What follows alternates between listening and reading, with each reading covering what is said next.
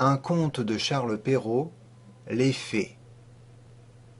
Il était une fois une veuve qui avait deux filles. L'aînée lui ressemblait si fort et d'humeur et de visage que qui la voyait voyait la mère. Elles étaient toutes deux si désagréables et si orgueilleuses qu'on ne pouvait vivre avec elles. La cadette, qui était le vrai portrait de son père pour la douceur et pour l'honnêteté, était avec cela une des plus belles filles qu'on eût su voir. Comme on aime naturellement son semblable, cette mère était folle de sa fille aînée et, en même temps, avait une aversion effroyable pour la cadette. Elle la faisait manger à la cuisine et travailler sans cesse.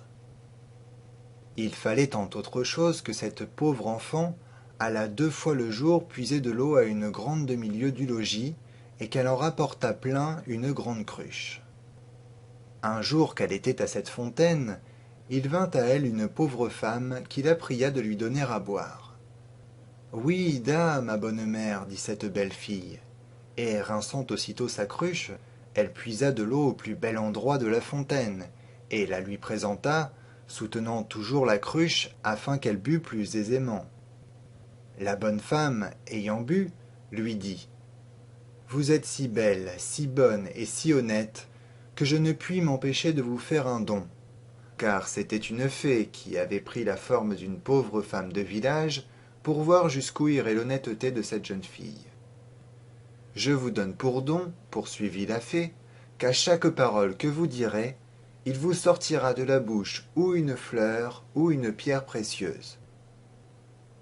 Lorsque cette belle fille arriva au logis, sa mère la gronda de revenir si tard de la fontaine.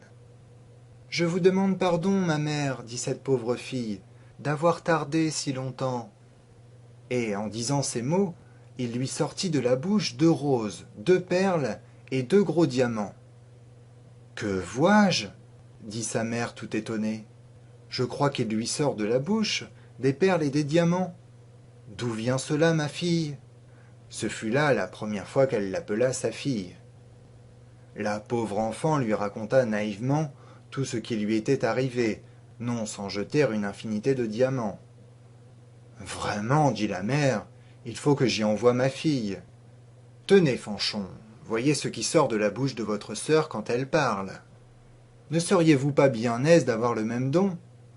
Vous n'avez qu'à aller puiser de l'eau à la fontaine, et quand une pauvre femme vous demandera à boire, lui en donner bien honnêtement. Il me ferait beau voir, répondit la brutale, aller à la fontaine.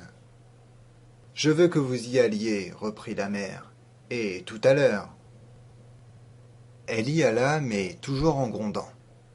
Elle prit le plus beau flacon d'argent qui fut dans le logis. Elle ne fut pas plus tôt arrivée à la fontaine qu'elle vit sortir du bois une dame magnifiquement vêtue qui vint lui demander à boire. C'était la même fée qui avait apparu à sa sœur, mais qui avait pris l'air et les habits d'une princesse pour voir jusqu'où irait la malhonnêteté de cette fille.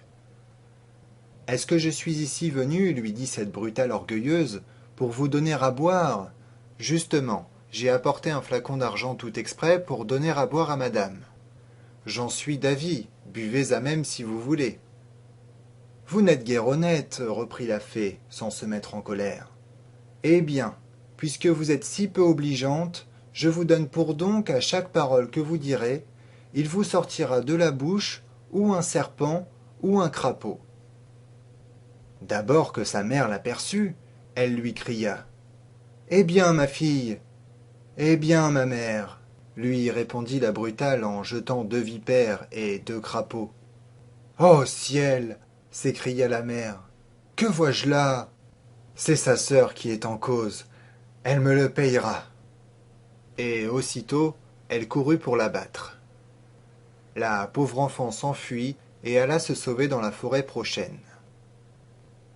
Le fils du roi, qui revenait de la chasse, la rencontra et la voyant si belle, lui demanda ce qu'elle faisait là toute seule et ce qu'elle avait à pleurer.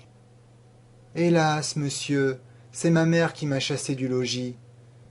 Le fils du roi, qui vit sortir de sa bouche 5 ou 6 perles et autant de diamants, la pria de lui dire d'où cela lui venait. Elle lui conta son aventure. Le fils du roi en devint amoureux, et considérant qu'un tel don valait mieux que tout ce qu'on pouvait donner en mariage à un autre, l'emmena au palais du roi son père, où il l'épousa. Pour sa sœur, elle se fit tant haïr que sa propre mère la chassa de chez elle. Et la malheureuse, après avoir bien couru sans trouver personne qui voulût la recevoir, alla mourir au coin d'un bois. Moralité. Les diamants et les pistoles peuvent beaucoup sur les esprits. Cependant, les douces paroles ont encore plus de force et sont d'un plus grand prix. Autre moralité. L'honnêteté coûte des soins, elle veut un peu de complaisance, mais tôt ou tard elle a sa récompense, et souvent dans le temps qu'on y pense le moins.